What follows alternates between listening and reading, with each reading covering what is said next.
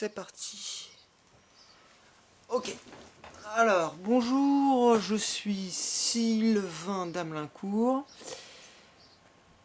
Je vous parle depuis Buc, un petit village à côté de Versailles, en France. Et je vais vous présenter le site Philostar pendant quelques secondes. Alors Philostar, c'est un site de philosophie pour petit écran. Il est fait avec des dessins.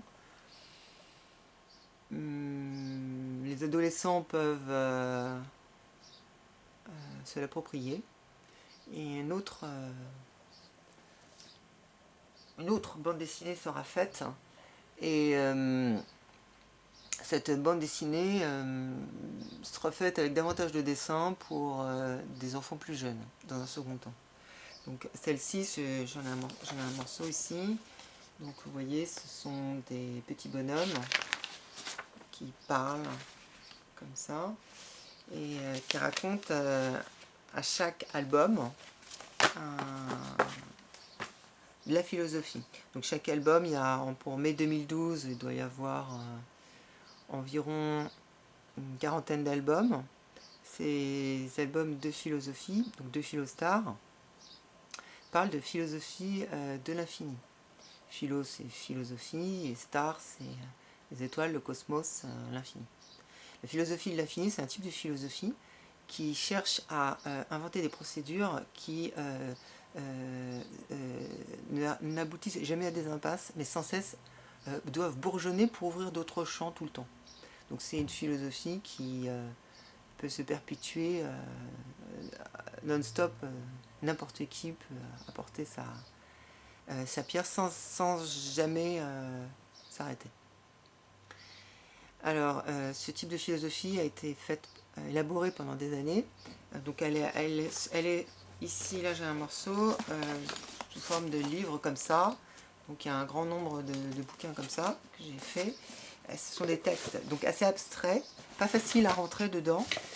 C'est pourquoi j'ai fait une philosophie avec des petits bonhommes, des petites patates, pour que tout le monde puisse comprendre quelque chose.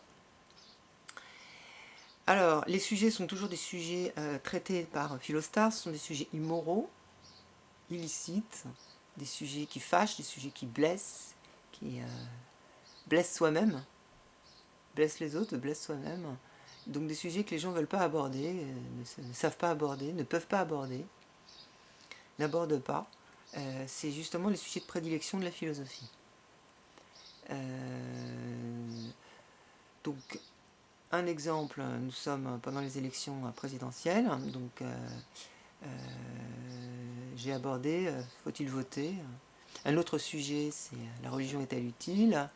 Un autre sujet, c'est la science est-elle stupide. Un autre sujet, c'est par exemple la démocratie est-elle une supercherie. Donc pour la politique, pour faut-il voter, je dois essayer de traiter le sujet de façon la plus expéditive possible, la plus directe possible, la plus simple, la plus claire. En général, la philosophie, c'est comme les maths, ça tient à quelques formules. Il y a des lois, il faut les appliquer en étant le plus cohérent possible. Donc on peut faire n'importe quoi, mais en respectant une procédure de cohérence. La philosophie, c'est l'art de penser globalement, donc non seulement les textes doivent être cohérents, mais la vie entière du philosophe doit être cohérente avec sa philosophie. Et toutes les dimensions de ce dont il traite doivent être cohérentes, quel que soit le domaine. Donc un sujet comme faut-il voter est assez facile à traiter. La politique est très très facile à traiter. Elle peut donc être expliquée à des jeunes enfants. Bon alors, là, il y a eu une élection présidentielle. Donc une élection présidentielle, les gens s'investissent beaucoup parce qu'ils pensent que ça va jouer de façon importante dans leur existence. Le président de la République a un tout petit pouvoir en fait. Il y a le pouvoir législatif, le pouvoir judiciaire, d'autres pouvoirs. Il y a aussi d'autres natures du pouvoir, le pouvoir économique, le pouvoir des médias et plein d'autres pouvoirs qui sont tout aussi importants que le pouvoir politique. Ce fameux pouvoir du président, il occulte souvent le fait qu'il y a des conseils généraux, des conseils régionaux, des municipalités, des autorités administratives, des organes administratifs, des juridictions, etc., etc., qui exercent un pouvoir tout aussi grand. Ce chef de l'État, c'est derrière le chef de l'État, c'est une équipe, c'est un carnet d'adresses, et qui est tout aussi important que le chef de l'État. Si on a un bon carnet d'adresses, on fait du bon boulot. Sinon, on ne fait pas du bon boulot. Ce pouvoir-là, il dépend évidemment des pouvoirs publics, de la Constitution, du droit, d'une pratique du droit, et d'un passé qui est une sorte de gigantesque train qui avance, et le pauvre petit chef d'État ne peut pas faire grand-chose, en fait, derrière, avec ce train qui avance, qui fait des centaines de tonnes. Voilà, ça c'est des petits exemples, je pourrais en donner beaucoup d'autres, hein, qui montrent les limites du pouvoir de chef de l'État, mais les gens croient qu'il a tout pouvoir et que c'est lui qui va changer le monde. Et cette illusion des gens a en fait un impact gigantesque, qu'il régit la moitié du monde.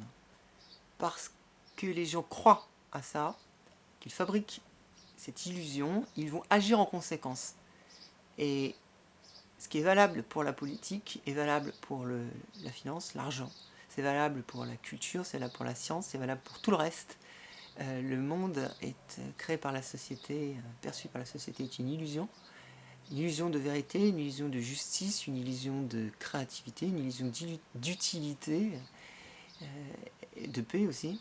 Mais cette illusion génère des comportements qui fabriquent le monde. Voilà, donc là, c'est assez facile à montrer, et c'est un exemple assez parlant. Voilà, donc c'est parti.